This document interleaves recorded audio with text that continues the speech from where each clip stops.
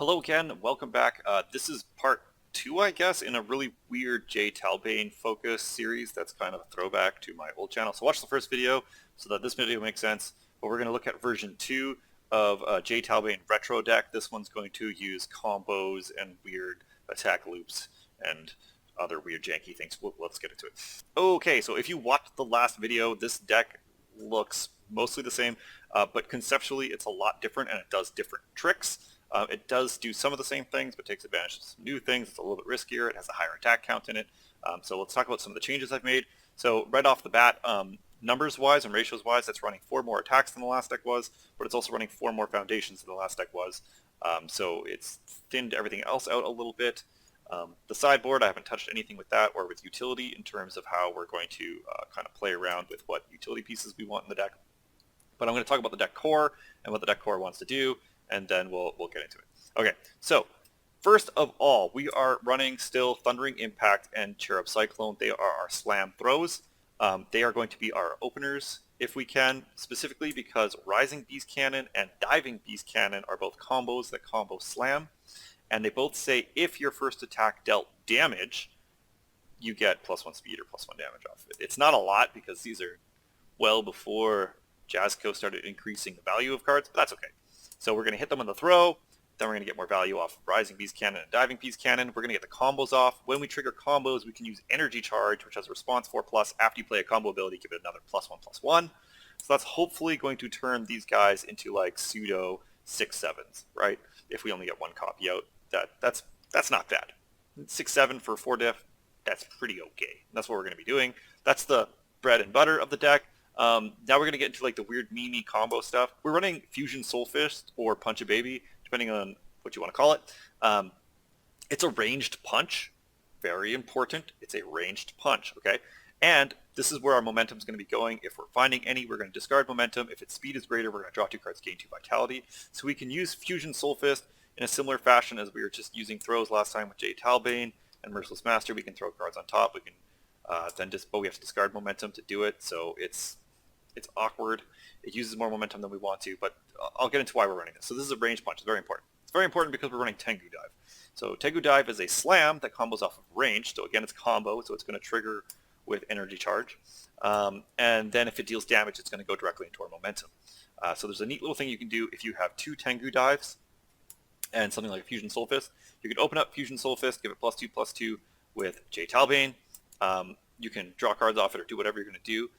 If you have 2 Tengu Dives, and so let's say you follow up with a Tengu Dive, it hits them, it's going to throw itself into the momentum, correct? Great. So now we have a Fusion Soul Fist and card pool and a Tengu Dive in our momentum. So if we play a second Tengu Dive, combo it off of the Fusion Soul Fist, we can use Merciless Master to put the Tengu Dive that's in our momentum on top of our discard, on top of our deck. Then we can use the combo enhance on Tengu Dive to draw it, and then if this Tengu Dive hits, it goes into our momentum, and we can do that cycle for as many Merciless Masters as we get out. So it's kind of like a weird card draw loop that you can get off. It's a soft loop, which means it's limited by the number of Merciless Masters that you have, and you also need to have 2 Tengu Dives to do it. So it's very memey, but it's fun. We can still run 4 Lessons in Magic to help mitigate the fact that we're now running 1 checks. So like I said, it's a lot more risky. We're also only running 1 ranged attack, and to mitigate that, hey, look, we have Earring Bomb. So Earring Bomb is a fun King of Fighters card that's a ranged action. You can form with it. The next time you have to commit 1 or more foundations to pass a control check to play an attack during that turn, that attack just automatically gets +2/+2, which is great. So you can form with it, and it'll float until you have to commit a card to pass a check. So you can play an Earring Bomb and then directly go into a Tengu Dive on 5. And then if you brick on the Tengu Dive and have to commit foundations, you're going to get +2/+2 to the Tengu Dive, plus you're going to get the 2/2 off Talbane, so you can give this thing +4/+4 to open up, right? Which is maximizing the odds of it hitting, because then it's going to be coming in for 8/10, which is pretty okay. On top of that, Earring Bomb will then prevent reversals or breakers from kicking off, which is also great. So we have that action. In order to fit 4 Earring Bombs in, we've cut back on to 2 Revokes and to 2 Zealot Rushes. The other assets are still the same. We're still running 1 Flambert for additional speed and speed reduction. We're running Swordfish for more momentum gain and for protection. And we're running Omega Sword to be able to chain block. And now all of our attacks have juicy blocks on them so that we can pump their damage using Omega Sword. We can pump their speed using Flambird. We can, again, continue to do the Cursed Fate nonsense with Passing the Torch. So you'll notice that everything that I'm cramming into this deck, we're trying to get as many effects as possible without committing foundations for them. So we are trying to get Merciless Master triggers. We don't have to commit for that. We're getting Heroes Training triggers for +3 damage every once in a while. Don't have to commit for that. Passing the Torches are one exception because it's card draw. Card draw is a valuable effect, and because we can control what's on top of our deck using Merciless Master, we're getting a lot of value out of this card. Lesson in Magic's flip cost doesn't commit. Dissenting the Response 4+ doesn't commit. This also helps us block a lot better than we could before. We are also, you'll notice a little bit of an alteration on the right hand side. We got rid of one Surveyor and we got rid of the Breaking Limits card. We're just running Confronting Jedha again. And we're running Bird of Prey still, Bird of Prey for additional review step. Plus now, because we're running 1 checks, we can just straight up draw cards off Bird of Prey. Great. Confronting Jedha, now that we have Earring Bomb and we can put more speed on things than we could before, at least easier. We have an easier time putting speed on things. Now we can get more value out of Confronting Jedha while we're pushing cards forward. We are running the 2 copies of Inner Voice. So like I said, if we manage to get a slam chain going off and we're drawing piles of cards off the Tengu Dive, we are going to want to be able to play those slams at a reduced difficulty. So Inner Voice is going to help us get those slams out a lot easier. It's going to lube those things out for -2 difficulty apiece, putting these all at 2 difficulty, which is crazy. So we can just vomit out cannons after Tengu diving them. And we're also running 2 copies of Shunned. So Shunned is an interesting card. If my slam attack is completely blocked, I can add a slam from my discard pile to my hand. So this will create an interesting situation where if we open up with a slam, doesn't matter what slam we're opening up with, we can use Shunned on it to ensure that we're going to be able to draw off the Talbane at a minimum. And then if they block it, we can try to dig for Tengu Dives if we feel like we have that combo, or if we want to set that combo up for a later turn.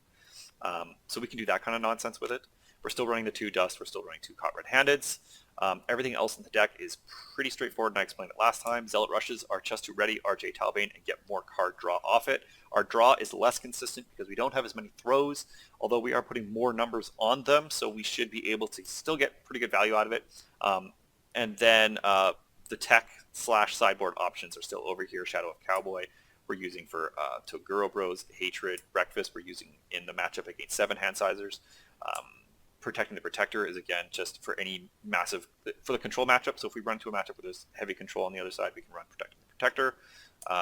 More copies of Dust and Caught Red-Handed. And then Ominous Prophecy. This card is probably a lot less needed. Depending on the matchup, if you're running into another throw deck and we just need to strip throw from them in order to survive ourselves, or because now that we have Earring Bomb, we have prevention against reversals and breaker built in. So in this, I probably won't need Ominous Prophecy nearly as much, and we can rearrange the sideboard depending on what we need and all that sort of junk. But this is the core of the deck. While I was building this, I realized that there's another super wacky meme build that we can put together, and so I'm gonna build that one right now. I'll put that together and then explain what that one does, so you guys can see all of the super dumb J Talbane janky retro builds that you can come up with. And again, this is an homage to the first video I ever made on YouTube.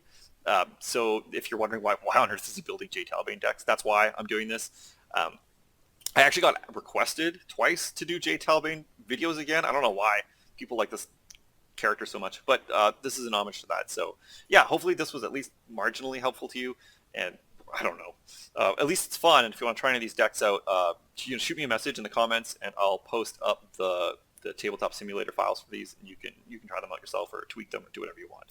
And then whatever deck I decide is the best out of the 3 that I build, I'm actually going to end up running in the retro event this weekend. So yeah, so stay tuned for that. I'll post my results after the event and we'll see how this whole thing plays out. But until next time, this was Toy. See you later.